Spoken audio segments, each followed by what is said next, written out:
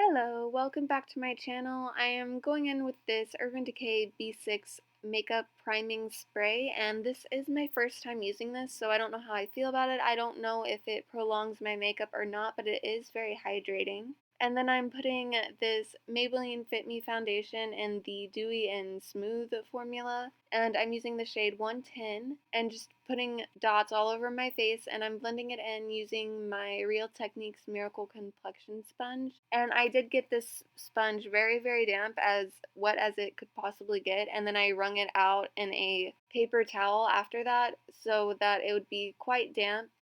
It makes your makeup a little bit dewier looking when you do this, and I wanted a very dewy skin look today, so that's what I did. And I'm just buffing in that foundation using that sponge. I really like this foundation for the summertime because it is lightweight and not too heavy on the skin, and it is very dewy. And then I'm going with this Maybelline Fit Me Concealer in the shade 15 Fair. And I'm using this to highlight and conceal dark circles, and then I'm also going to use this as my primer for my eyeshadow, and I'm also going to highlight other areas of my face so that my under eyes don't look too intense. So I'm putting this concealer on my forehead, my nose, cupid's bow, and chin. And I do put it on my nose rather heavily because I am very, very red naturally. My skin has a lot of red tones in it, and I haven't found a foundation that completely covers up all of the redness that I have in my face. So that's why I put so much concealer on my nose and on my cheek area. But I'm just blending that out using that same damp Real Techniques sponge. And I love using a damp sponge under my eyes because it prevents creasing, and I feel like it just blends the concealer better than anything else. I feel like brushes can sometimes emphasize under eye fine lines and just emphasize creasing, but the sponge prevents any creasing for me, so I prefer that.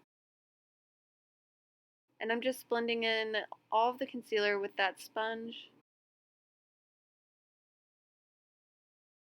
And it's nice to use a sponge as well because it will pick up any excess concealer that you do have. So because I applied so much concealer, it will pick up any excess and prevent it from looking cakey on my skin.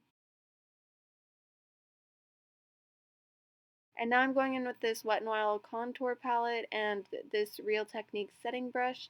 And I'm going to be using the lighter shade to set all of the places I put concealer to prevent creasing and also to just make my makeup last as long as possible throughout the day. This will also help to highlight my face because I'm only setting the places I put concealer.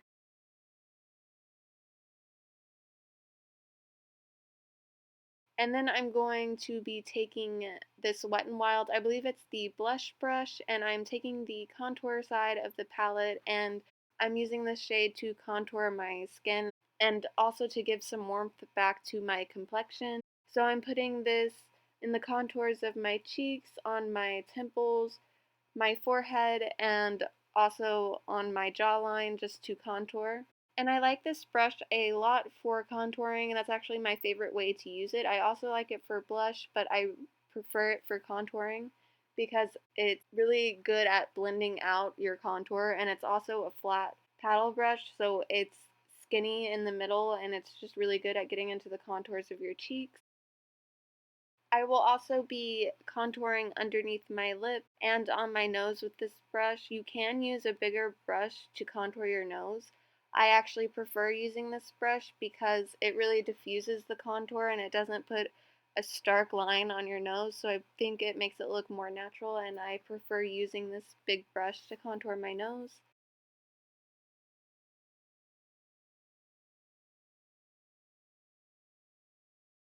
And I'm also going to be taking some bronzer on my neck, and as you saw, I'm going to be placing some of this contour on my ears just to match my face to the rest of my body.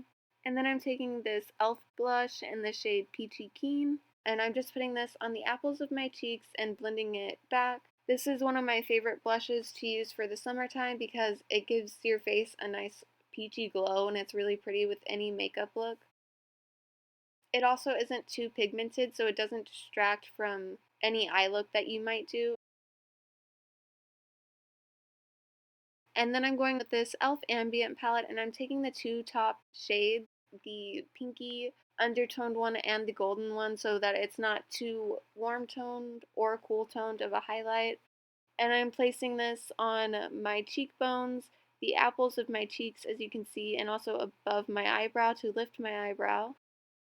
And then I'm going to be putting it on my cupid's bow, my nose, a little bit on my forehead, and then on my chin just to highlight my face and put some dimension into my face. And then I'm taking this Milani eyeshadow in the shade Bella Cafe, and I'm taking this dual-ended Eco Tools brush. I'm taking the defining side, and I'm using this to fill in my eyebrows. I'm just following the natural shape of my eyebrows. I'm not carving them out or doing anything too intense, and I like to fill in the outer portion of my eyebrows darker than the inner part. I barely put any product on the inner part of my eyebrows because I just feel that this looks the most natural and doesn't look like you drew on your eyebrows. And then I'm taking this Great Lash mascara in the shade Clear from Maybelline, and I'm setting my eyebrows in place with this.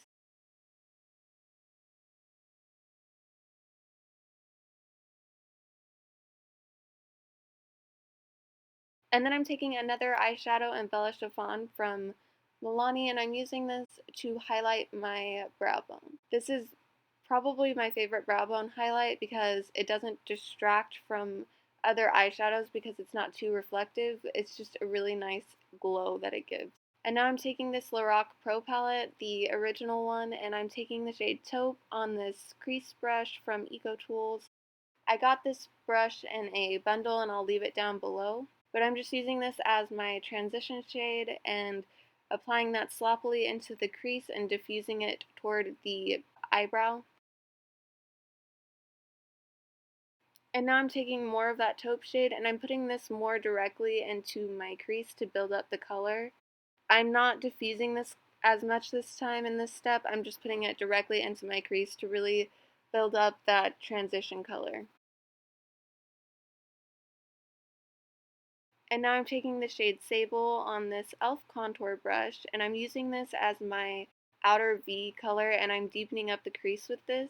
And I'm not going to lie, this shade is very difficult to work with. It is patchy and hard to blend. I feel like some of the matte shadows in this palette are hard to work with. They're not as easy to work with as a Too Faced shadow or an Urban Decay shadow, but if you go back and forth between a lighter and darker color and just blend it and be patient with it, it will work out. So I'm just doing the same thing on the other eye. I'm building up that sable shade, and then I'm taking that Eco Tools brush and blending out any harsh lines. And now I'm deepening up the outer V further with that sable color, and I'm just switching back and forth between using the taupe shade and the sable shade until it's built up to my desired intensity. And then I'm taking this Clover shade from the Lorac Metallic palette, and I'm placing this all over my lid using this Sonia Kashuk brush. I'll leave it down below. I got it in a bundle, but I'm just using that shade all over my lid. And this is a very, very pretty color. It is almost foiled the way that these shadows work in that metallic palette. They are basically foiled shadows.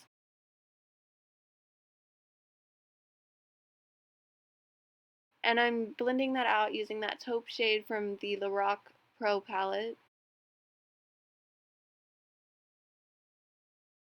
And then I'm going to further build up that clover shade using my finger, and I'm just going to place that all over my lid with my finger because I wanted it to be a little bit more intense and metallic. And then right on the center, I am taking that golden shade in that Lorac Metallic palette, and I'm placing this just on the very center point of my eyelid to bring more attention to my eyes.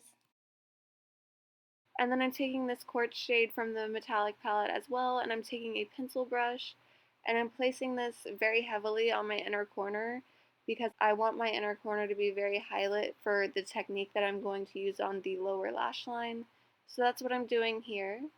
And then I'm taking this Yves Rocher eyeliner, and I believe it's just called the shade Blue. But this is a very, very good eyeliner. It stayed on my waterline absolutely all day, and it did not budge at all. And this is probably my favorite part of the makeup look. I really like this blue eyeliner. I feel like it brings a lot of attention to my eyes. And then I'm taking this espresso shade, and I'm taking that same brush that I used on my brows, and I'm using this to put the espresso shade very close to my lower lash line and just building up the intensity there. And then on the inner corner, I'm doing something a little bit different. I'm basically creating a sort of wing on the inner corner of my eye. You can see what I'm doing right here. It's a little bit difficult to explain, but I'm just creating a straight line and connecting that to the lower lash line. And you'll see it again right here on my other eye. So I'm just doing the same thing and keeping it hugged to my lower lash line. And on the inner corner, I am drawing a straight line and not connecting it to my lower lash line, but just creating that straight line. And then right here, I'm going to make sure that the lines on the inner corner are even with each other. So that's all I'm doing. And then I'm taking that taupe shade again and blending out the lower lash line so it's not just a harsh line, and then I will further deepen that line. I just want it to be diffused rather than a stark, harsh line, so that's why I did those steps. And now I'm taking my L'Oreal Voluminous Original Mascara because I feel like this makes my eyelashes look fake. I feel like I do not need false lashes when I use this mascara. So I'm just putting 2 coats on the top and bottom lashes. And I'm not going to use falsies because I think that this makes my eyelashes dramatic enough. But you can feel free to use falsies with this look. It would be very, very pretty.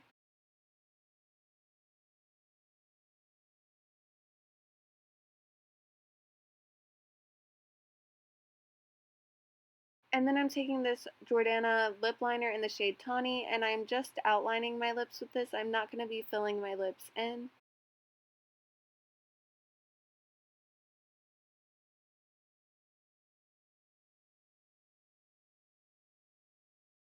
And finally, to complete the makeup look, I'm going to be taking the Maybelline lipstick in the shade Blushing Beige, I think it's called. I'm just going to finish off with some e.l.f. makeup mist and set. I hope you enjoyed.